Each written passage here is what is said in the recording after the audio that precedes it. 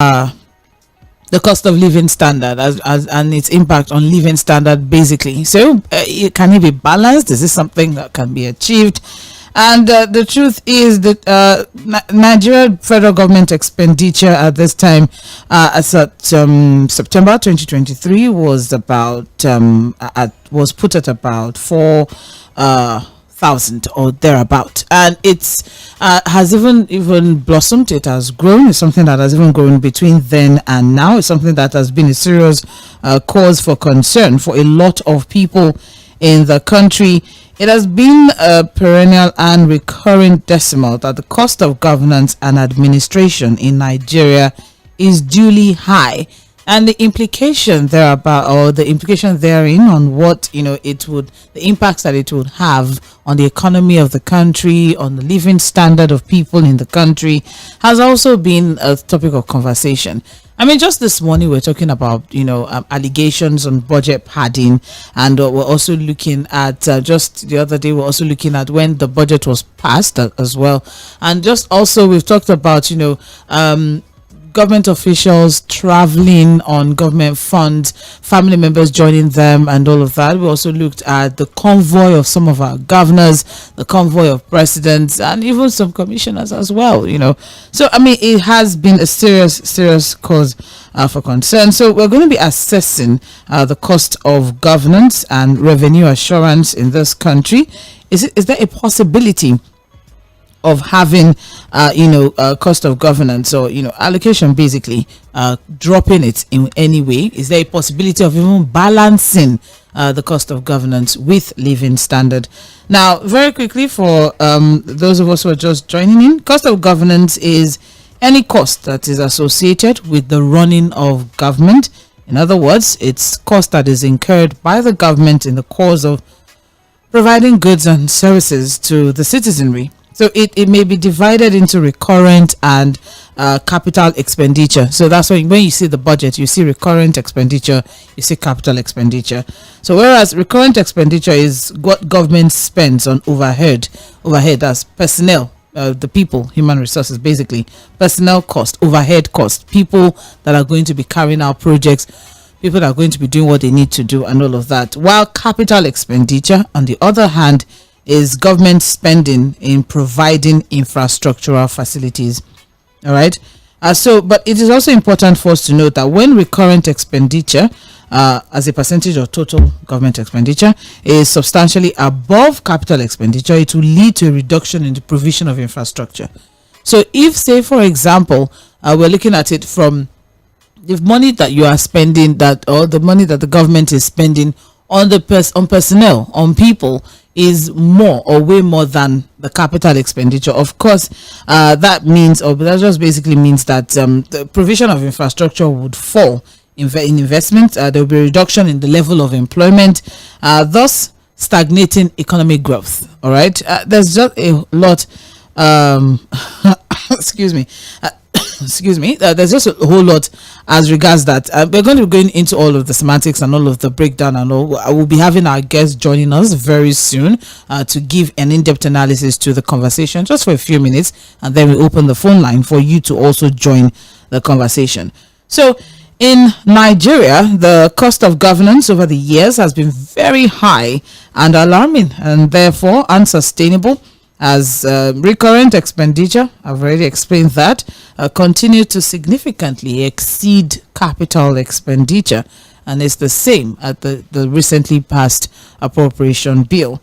And this problem has continued to generate public concern, has continued to generate discourse in various quarters, because of the negative implication on investment, on industrial expansion, infrastructural development, and growth of the real sectors of the economy. So it has become imperative for us to have this conversation, because the truth is many developing countries all over the world are making efforts at reducing the cost of governance in order to conserve funds for infrastructural development that would impact positively on the lives of citizens.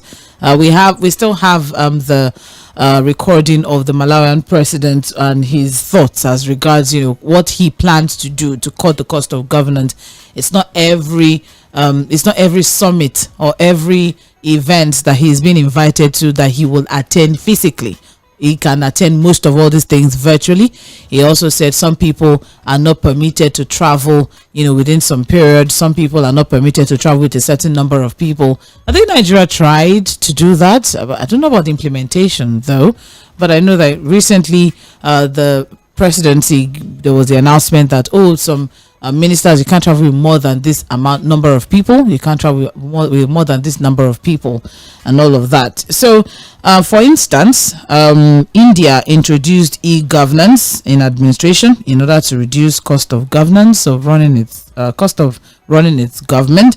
Other countries like Ethiopia, Thailand, Kenya, Ghana, Rwanda, etc. Have further resorted to reduction in number of political appointees involved in the act of administration, thereby making government efficient in the management of its scarce resources. I know that in Nigeria, for example, we have, a composition of the National Assembly, the Senate, and the House of Reps. There have been talks as regards why we need both chambers. Is it absolutely necessary for us to have both the Senate and the House of Representatives? So many questions like that. And then also the president's cabinet. The current President Tinubu's cabinet runs into almost 70. So you have a lot of special advisors. We have a lot of senior special advisors. You have special assistants. We have the ministers, with totals about 48 as against the plan 36. All right, so it's a lot to talk about. We're going to be breaking things down. So for any meaningful progress, it is very important for us to look deep into the cost of running the country and its adverse impacts or effects on the living standards of the people of that country. So that is the big talk for today. You are welcome. This is Mainland 98.3 FM. My name is Omobola Sandra. I will not be doing this alone. In a few minutes from now, our guests will be joining in via the phone line to give in-depth analysis to the conversation that we're having. Mr. Demi Saka is a public affairs analyst and be sharing his own thoughts as regards this. So stay with us, don't go anywhere. We'll take a short break, and when we come back, our guests will be joining us, and after that we'll open the phone lines so you can join the conversation. We're live on Facebook and YouTube, so if you're unable to reach us via the phone line, we have the live chat section on our Facebook and YouTube platforms. You can drop your messages there, and it will be taken as the program progresses. If you also have questions for the analyst or for the guest who will be joining us, you can drop it there, and we'll take it as the program progresses. All right, so stay with us. Don't go anywhere. This is Mainland 98.3 FM, and this is The Big Talk.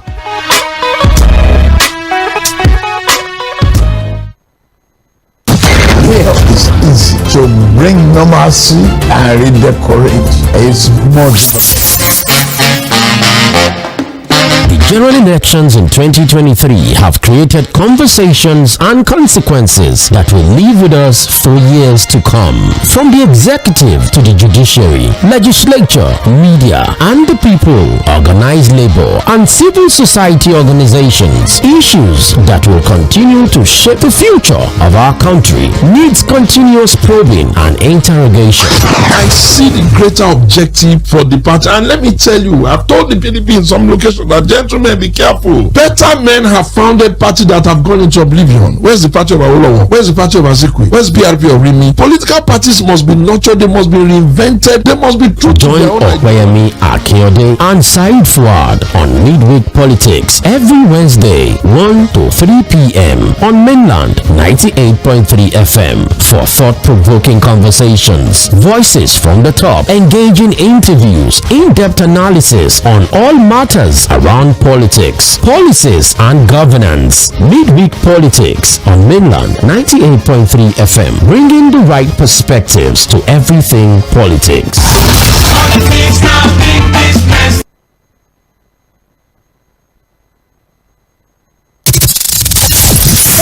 us on all our social media platforms on Instagram, Facebook, and YouTube at Mainland 98.3 FM, on Twitter at Mainland FM. We are the sound of Lagos. This is the Big Talk with Omobola Sandra.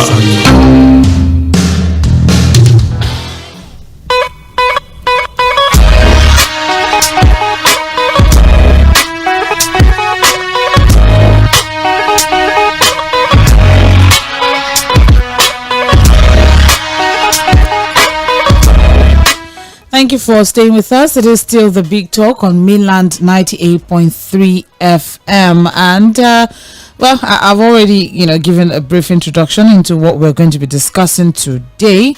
So as we bring in our guests to join in the conversation, I hope, just in case you have questions as well, or you have some things that you also like to have an understanding of, the topic, you can drop your comments in the live chat section on our Facebook page at Mainland 98.3 FM. All right. Good morning, dear Misaka. Good morning, Sandra. Thank you for joining me this morning, even though on short notice. I appreciate. You're welcome. All right. So let's just get into it. Already said we're discussing cost of governance and the impacts, or if at all there can be a balance between cost of governance and living standard in the country, and as also as regards recurrent expenditure and capital expenditure in cost of governance, and why over the years we've been having, or in Nigeria over the years we've been having a very, very high and alarming cost of governance, and also the conversation around the necessity of having two chambers in Parliament, the Senate and the House of Representatives, and also looking at the very large cabinet of the President Bola Tinubu administration, from special advisors to a 48 ministerial cabinet and all of that. So just breaking things down and looking at why our cost of governance is so high, what are the things that we can do. So let's start with why why Nigeria has been running on such a high and alarming cost of governance over the past years. Well, I think it's just our brand of politics, the desperate kind of politics we play. The high stakes. We place in political office and what have you, an electioneering process. That's something that's responsible, that you need to compensate people for their political patronage or support that got into office. The constitution is clear on the size of cabinet, by saying you need 36 ministers, including the SCT, that means one minister from each state. I think if we want to go further, we should probably demand that the people making amendments to the constitution now should stipulate the ministries we should have. So no president can just wake up one day and decide, because we want to compensate. That's one approach to it. That's how we can make sure that the cost of governance is rigid. And I think we should even now put in the constitution ministries that have junior ministers and senior ministers. And probably we can even reduce the size of the ministries to like 26, and now make sure some ministry have either junior and senior. To make up to fulfill the constitutional provision, that is section 66, if I'm not wrong, of the constitution. I can't remember which section now. That is one. Two, you realize that it's a winner take all. So at every political cycle and dispensation, politicians move to the party that they believe will carry the day. And when they get there, people need to be compensated for the influence and the support and they brought on board. That is another thing. Cost of governance, now looking at the salaries, allowances and what have you. So they putting it side by side with the cost standard of living. It's imbalance. There's a huge imbalance tilting towards skewed to the advantage of the public office holders. That's another reason why we're having this crisis as well.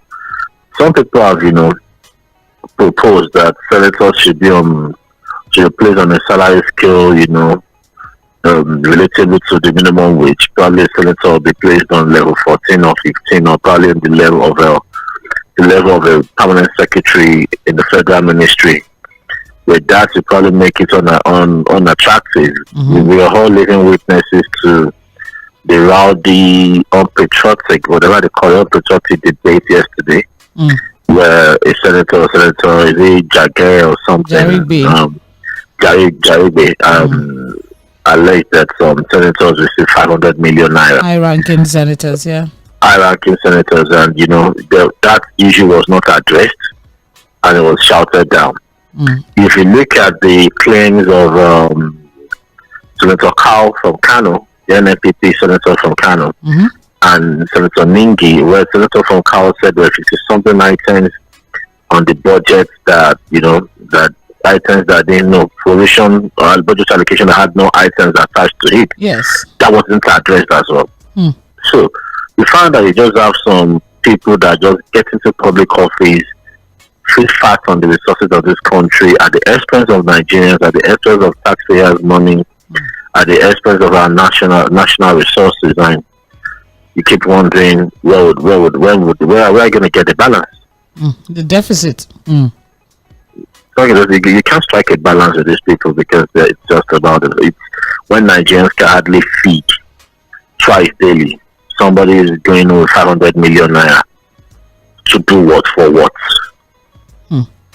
And so where does this lie? Does it lie on the desk of the National Assembly, or does it lie with the president himself as regards reforms that need to be done in order for us to pay attention to the cost of governance? I'm sure you're aware of the viral video of the Malawian president and the statement that he made. I saw it. Yes, as regards the plans he has. Travel. Yes. Yeah, to cutting down costs. I saw that. Well, that was before it. Now, I will say this, and I will say this, it's often President Tinubu when it comes to cutting down the cost of governance. He brought the famous initiative of it. And you cannot enthrone a bad system, benefit from the bad system, become popular from that bad system, move higher the political ladder because of the bad system you either encouraged or created, or you probably expanded, and you now be the one that you want to change it, because it shows that you cannot function in a working system. That's the truth. So a system that brings about lean budgets, cutting down governance, cost of governance, is never a style, and it can never be a style. Because whether we like it or not, that is how they sustain political patronage. But the Orosaye report,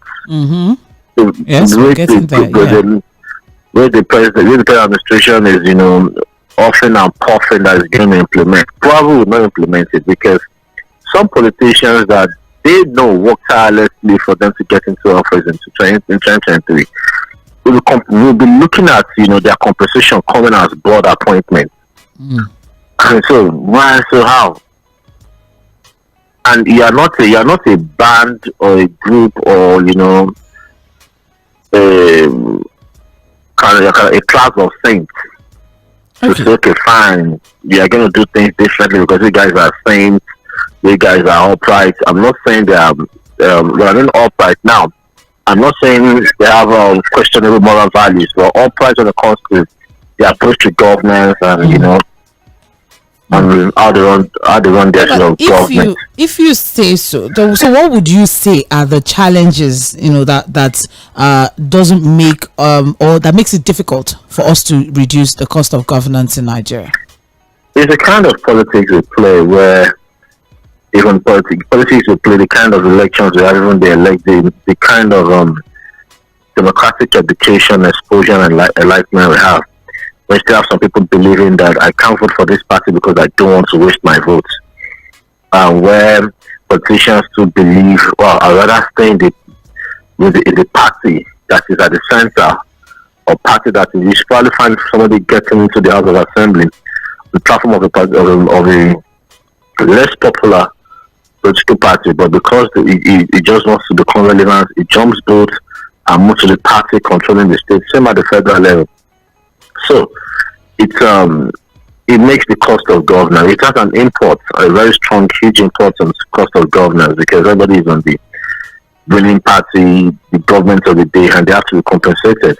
But when everybody believes that you don't have to be in the winning party to actually express your political democratic mandate or political will and mandate, you don't have to be there. You don't have to vote for this party or go get into on behalf of this party. But I find that people in the ruling class will probably just be sizable enough to go around the offices they have.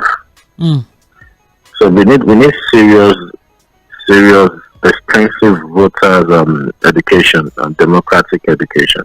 All right, but what about this talk as regards corruption? Because what if all of that is done and we still have people who are self-serving who now get in there and then do what they need to do to ensure that they restock whatever they had lost during the elections? My father of blessed memory, he told me something, and when they brand this thing or banded this thing in our faces to make it look as if we are the worst or the most corrupt nation in the world, I found out it's not that I'm embracing corruption, not that I'm indulging it. But my father told me while he was alive that corruption is an English word. That means an Englishman is corrupt. In their crime there's corruption, in our crime, in every crime there's corruption. So no matter how clean, no matter how strict, no matter how patriotic, no matter how altruistic the system or the structure is, there'll always be corruption. But the difference there is the deterrent, made out of corrupt people and practices. We find that Nigeria is now a country where cases are being, determined not on the merits of the case, but on the technicality of the case. So you probably find that that's why corruption might not, no matter, irrespective of what you do, corruption would not just no matter the structure or the form of governance you put in place, it doesn't eliminate corruption. Because corruption is because the basic principle of the corruption in public office is a corruption of societal values. Corruption of societal values is the summation of the corruption of family values or individual values. So people will always have crazy values. People will want to go against the values of their family, of their town, community, of the society. And if such person gets into public office, obviously it's going to go against the values of public office. Some people are deviant, some people are criminally minded. Out of every truck, there's always a Judas. So do the math. Out of every 1,000, how many Judas do we have? All right, so I think one takeaway from what you have said is one of the challenges to reduce or cutting cost of governance will be electoral reforms. If whether or not I didn't just say that electoral reforms. I think we need to. Okay. The reason it's very difficult for us to create for state creation and local government creation is because it was spelled out, listed out in the constitution. Yes. That makes it rigid. So if you can list out ministries of the federal government, by extension ministries in states, we've gone a step, we've gone many steps further into the reduction of cost of governance, because you cannot appoint people to ministry that doesn't exist, and cannot appoint people to ministries that is not stipulated by the constitution, and you cannot appoint people outside numbers of ministers to play by. At least by the time the constitution is rigid, we must have 37 ministers in social numbers of ministries listed out. I think we'll go a long way with the cost of governance. I even go further by stipulating the numbers of advisors the presidents can have, numbers of advisors the vice presidents can have. The constitution might be voluminous, big, but I think because of our people, the peculiarity of our people, that always find a way, exploiting, and not just law and exploiting the lacunas in our laws. By the time we make it so rigid, so if you should prune down the list of special advisors, the president can have to 10. Mm-hmm. Away from administrative positions like the chief of staff and the secretary to the government of the federation. Prune down it to 10. Vice president to 7. Yet don't tell me it's not gone a long way. That state number WG will so much be reduced. All right. Thank you very much. This is the Big Talk on Mainland 98.3 FM. We are having a conversation as regards cost of governance and its adverse impacts on living standards. Now, your RSI reports merger of ministries, departments, and agencies, and the impact it would also have on the fact that some people, would lose their jobs and all of that. So there's also a conversation that, what about, public officials who are already in that? Firstly, why do you think it would be difficult for the government to implement the RSI report? And, or what are the challenges do you see from the RSI report as regards cutting cost of governance? Well, it's not necessarily going to cause the cost of governance because the merger is you're not talking about dissolution. Okay. You're not talking about the cancellation, elimination of a ministry. You're talking about merger. That means two things coming together to make it bigger and larger. Okay. So it's like you decide now that they want to merge the police, the EFC, they want to merge the EFCC and the ICPC with the police. They're going to make them, but they're going to be special departments within the police. Not necessarily laying off all the workers of AFCC or ICPC. They are not just ICPC on their own. Now they are now in the police. So as much as you're thinking you are reducing cost of governance, the budget of the Nigerian police will now become larger because now they have more departments to cater for. So it's like you lose 6 here, you gain 6 there. Brings you back to nothing.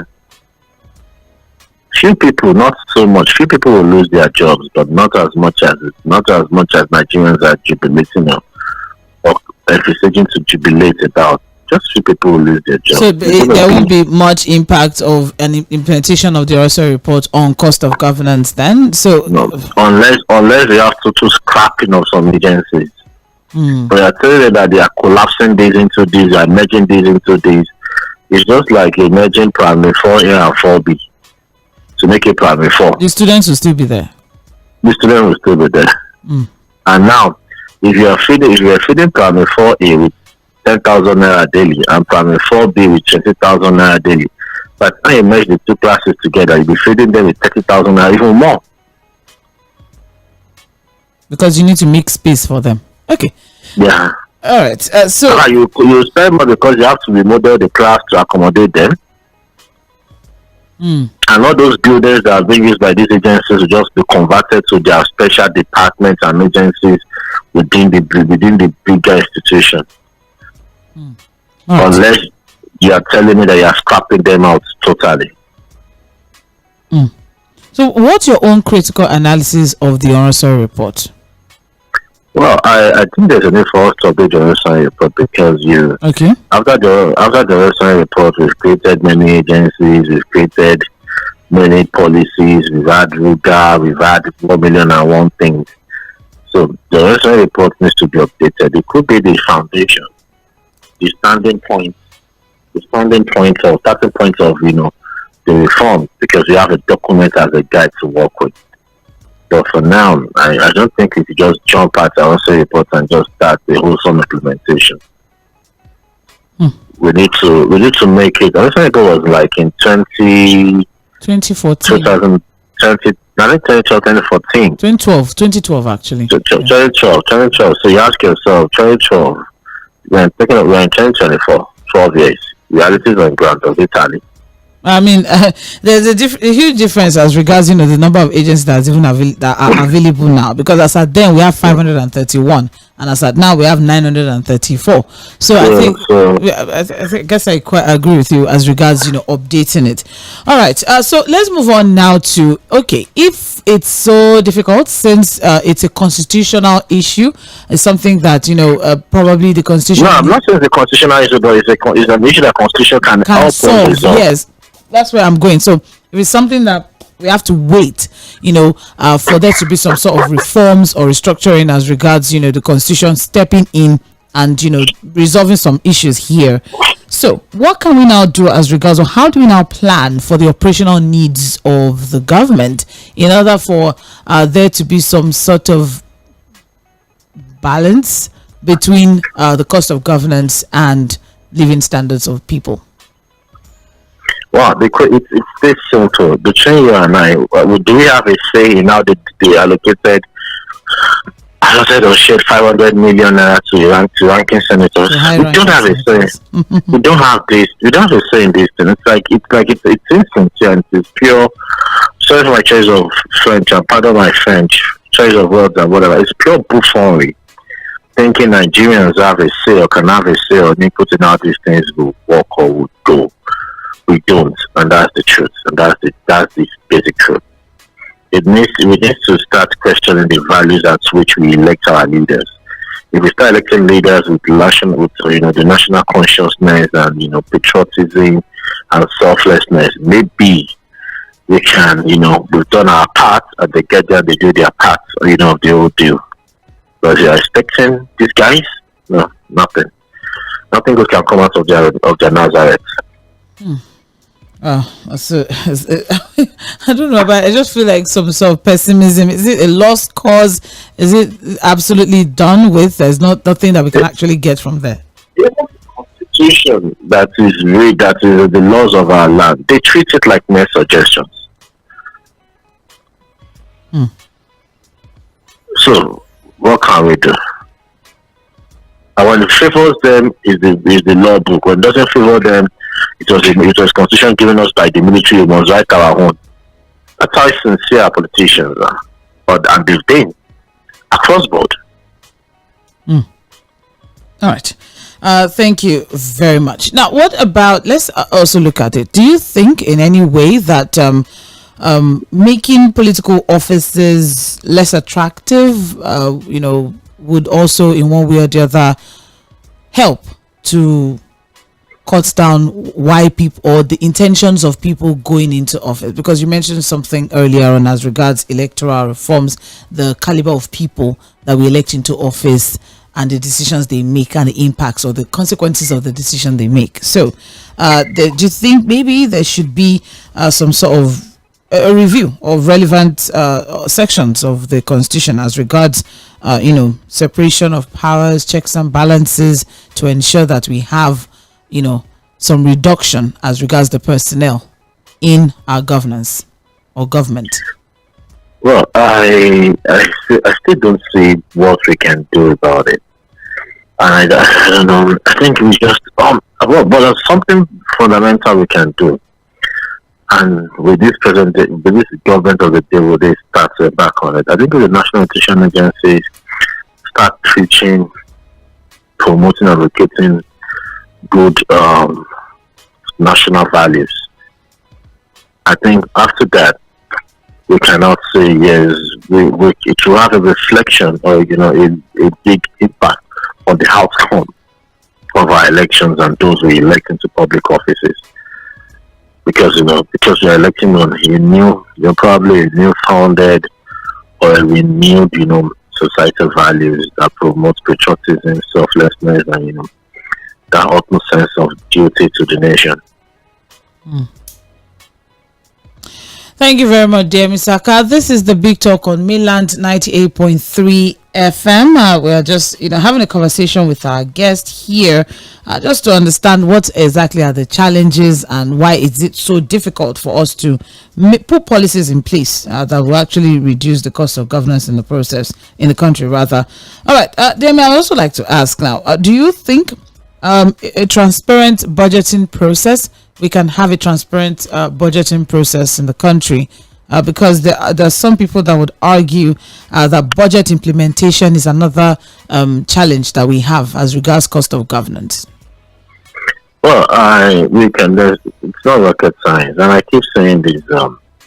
And the beauty of it is the guy that made this statement very popular has been with the ruling party since 2015. WG You can always put these things out there. There's the budget office that could, tell us the breakdowns, the bit by bit, of budget allocation to what and, to which items and what have you. So we can have an open budget. We can have a transparent budgeting system where everybody could. And the downside of this is by the time we showed our budgeting with so much secrecy and it's tainted with so much, corruptions, allegations, and practices and what have you, it's ups investors' confidence, and that is it. And by the time they get into the whole thing, they probably will not know. They probably won't want to invest in the country because they look at the simple thing that should help you. You guys are messing it up, and you keep asking yourself, why? If what is good for the common good could be messed up like this, what is good for the private good or the good of some few people? It's going to be destroyed.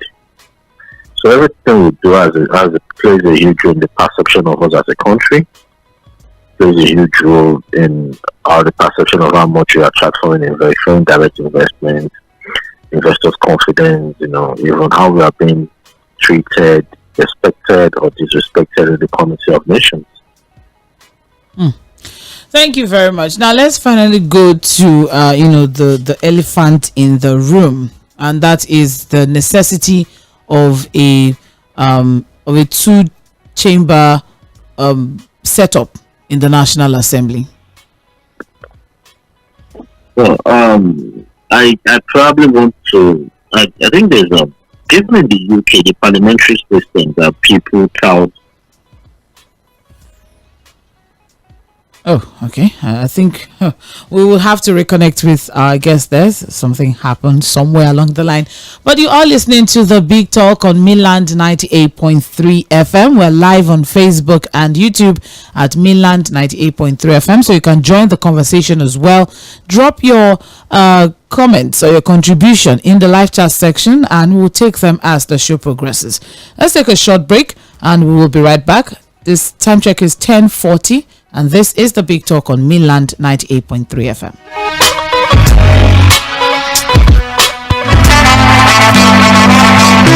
Get ready for the hottest show in town. Tune in to Mainland 98.3 FM for the ultimate talk experience. It is time for The Big Talk. Join Omobola Sandra every Wednesday, 10 a.m. to 11 a.m. as we dive into the forefront of the most sizzling topic, from glitz and glamour of entertainment to the nitty-gritty of politics to the latest trend in fashion and lifestyle. The Big Talk covers it all. The Big Talk, hosted by the dynamic presenter Omobola Sandra. The Big Talk guarantees to keep you entertained, informed, and hooked. Get ready for engaging conversations and a whole lot of fun. Don't miss out on the pulse of the city on Mainland 98.3 FM. The Big Talk, where every topic is a big deal.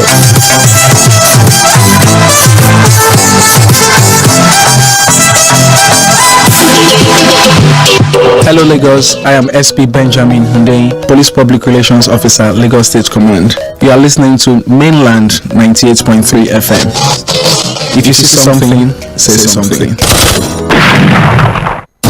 Here is easy to bring normalcy and redecorate. It's much fun.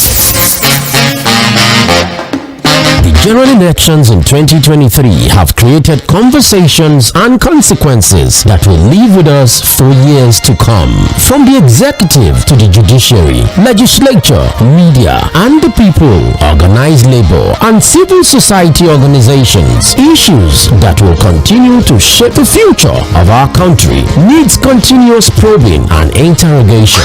I see the greater objective for the party, and let me tell you, I've told the PDP in some locations that Gentlemen, be careful. Better men have founded parties that have gone into oblivion. Where's the party of Aᴊɪიბᴏ? Where's the party of Azikiwe? Where's PRP of Rimi? Political parties must be nurtured, they must be reinvented, they must be true to Join their own Tᴏɪᴛᴛ and Said Fuad on Midweek Politics every Wednesday 1 to 3 p.m. on Mainland 98.3 FM for thought-provoking conversations, voices from the top, engaging interviews, in-depth analysis on all matters around politics, policies and governance. Midweek Politics on Mainland 98.3 FM, bringing the right perspectives to everything politics.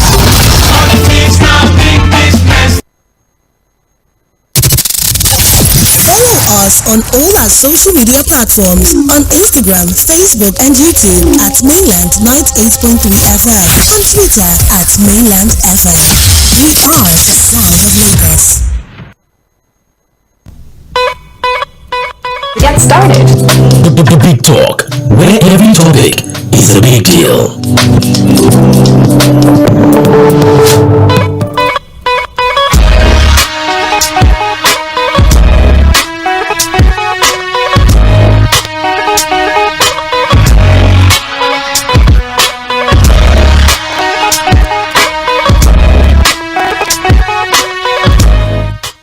Thank you for staying with us. It is still the Big Talk on Mainland 98.3 FM. And yes, we were having a conversation before we went on that break. I think we still have Demi Saka with us.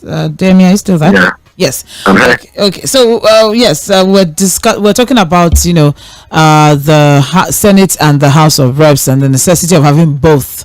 That's what we call bicameral. So, and you were saying something as regards, the House of Lords and House of Commons in the UK. So, carry on, please. So it's bicameral in the United Kingdom. What people say we should go the parliamentary system and everything. Still, the House in the UK, you have the House of Lords and the House of Commons. Then in United States, you have the Senate and you have the Congress. Okay. So, I don't understand where people think it will reduce the cost of governance, and when the poor you don't agree? No, because it's democracy we're practicing, and there's why do we need both of them? Yeah, for check and balances to within the legislative system. There's hierarchy. There are some with more powers. There are some with lesser powers. It's to make democracy, to make the governance more inclusive, more representative. That's why I call it multi-party representative democracy. So when people are pushing this argument, a lot of people just jump on these arguments because somebody said, Gani said, Falana said, this said, without getting education on these things. And for me, it doesn't affect the cost of governance. It's how much we pay them and what, because these guys have functions, they have rules. They have legislative duties distinctively, allocated or probably spelled out to each chamber. So each chamber rather. So I think we should have a better understanding of that. Well, I'm sorry, I just have to go up because this is the first time that I'll be having a conversation with Alice who would actually say, well, he doesn't see the point of dissolving the two houses or merging of the two chambers, because some people would argue that what are they doing? What's that significant differential between the Senate and the National Assembly that we have to have both? Well, there are some matters, especially as per the Constitution, that the Senate has only the Senate can touch and entail, And legislative duty is not as simple as we make it seem. Okay.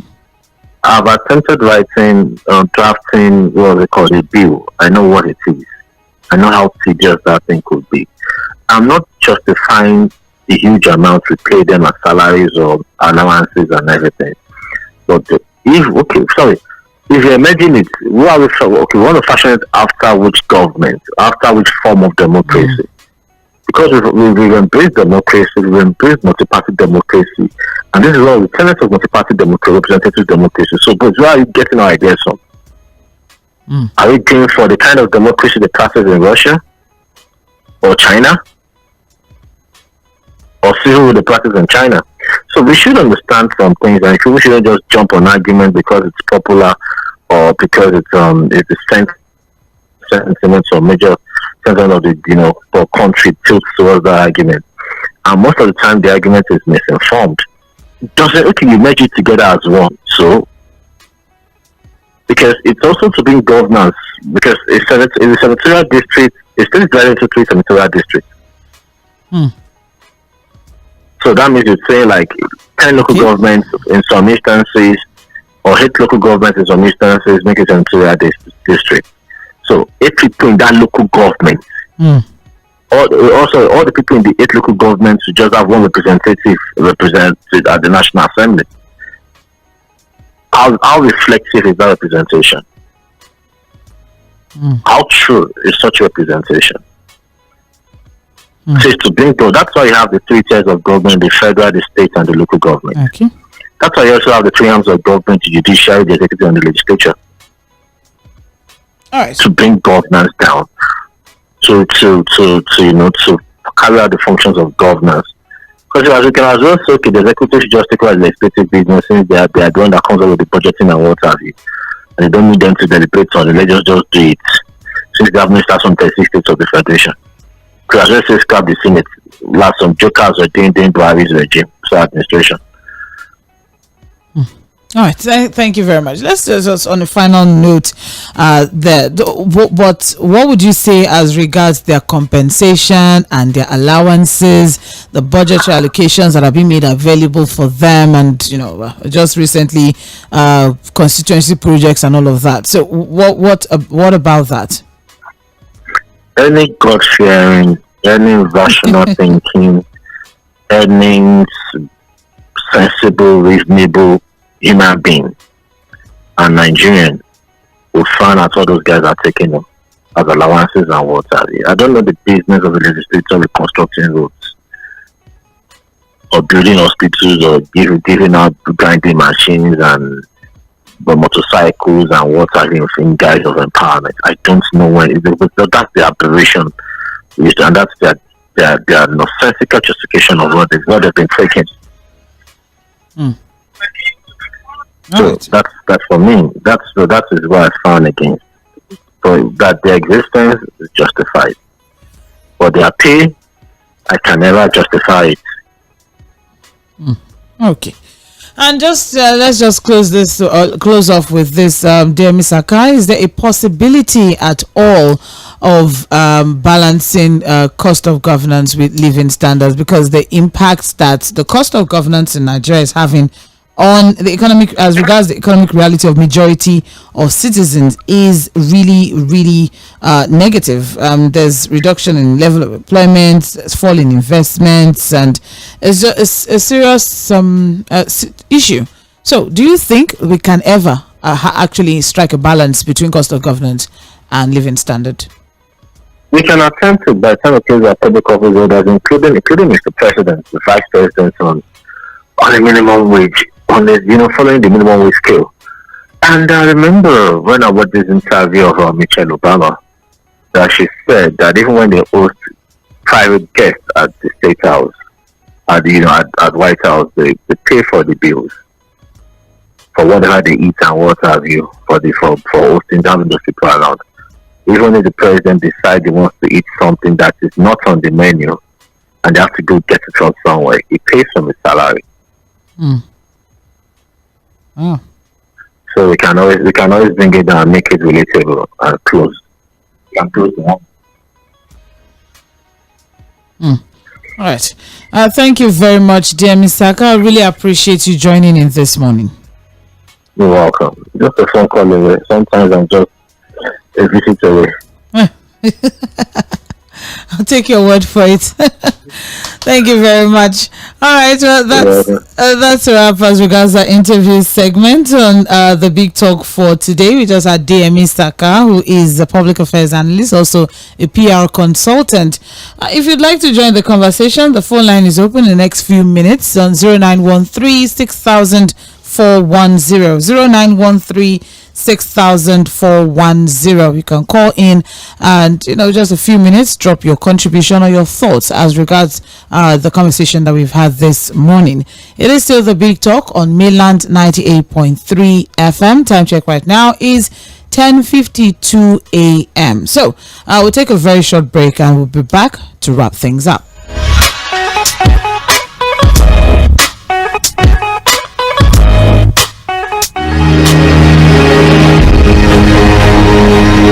Critical conversations in the political, economic, and social space has become extremely important. There's a need for a lot of people, not even the political party, those in the civil society, those who believe in Nigerian emancipation of people from the shackle of poverty. More than ever before, Nigerians now deserve to be heard. We all need a voice. Nigeria of nowadays, we are suffering. People come on Gari, we can't buy Gari again. Gari has come as a cocaine. Food we can't buy. Rice we can't buy. We can't feed our. Join Saheed Fuad every Thursday, 1 p.m. to 3 p.m. on Mainland 98.3 FM to lend your voice and speak to the real issues affecting the Nigerian state. Open Forum. Your time to talk is now.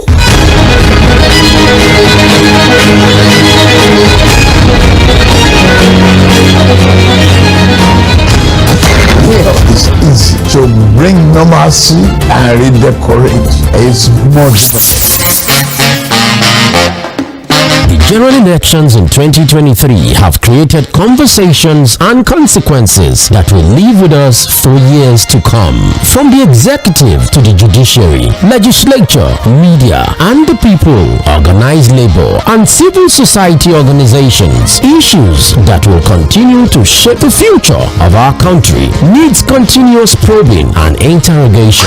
I see the greater objective for the party, and let me tell you, I've told the PDP in some locations that, gentlemen, be careful. Better men have founded parties that have gone into oblivion. Where's the party of Aᴊɪജᴜ? Where's the party of Aᴊɪɪᴜ? Where's PRP of Rimi? Political parties must be nurtured, they must be reinvented, they must be true to their own Tᴏɪᴛᴛᴇʀ and Saheed Fuad on Midweek Politics every Wednesday, 1 to 3 p.m. on Mainland 98.3 FM for thought-provoking conversations, voices from the top, engaging interviews, in-depth analysis on all matters around politics, policies, and governance. Midweek Politics on Mainland 98.3 FM, bringing the right perspectives to everything politics. To get started, The Big Talk, where every topic is a big deal.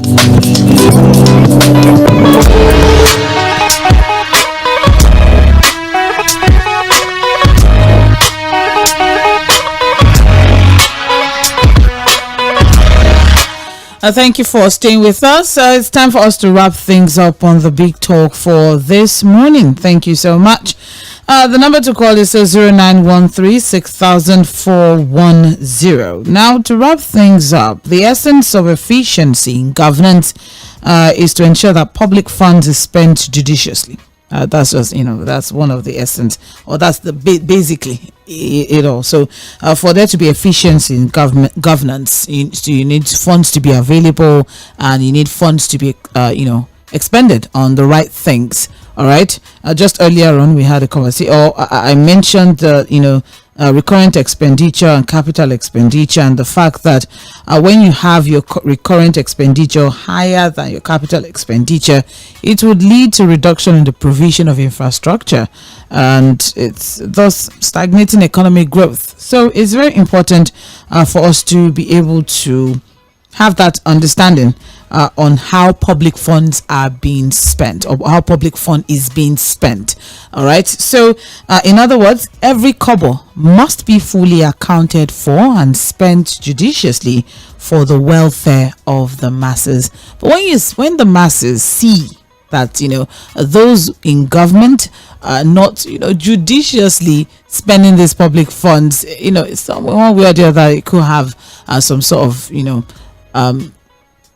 it could create some trust defects, yes, some trust deficits as well, in the hearts of people. So one way to achieve this is, let's deploy some accounting and auditing system in public finance in order to guard against unauthorized and wasteful spending. bringing better edu situation into fore again. The fact that, before some funds are even being transferred, the accountant general, the auditor general, all of these people, there's a reason why their offices were created. Mede Saka mentioned something as regards electoral reform and also as regards constitutional review or constitution review. These are the things that we hope that, the people, the right people, would see and do the right thing.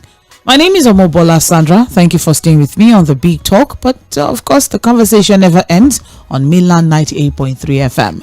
By 1 p.m., Okwemi Akinyode and Said Fuad will be seated for midweek politics. All right, so stay tuned for that one. But of course, coming up next, we still have some programs lined up for your listening pleasure. So do not touch the dial. See you again next week on the Big Talk.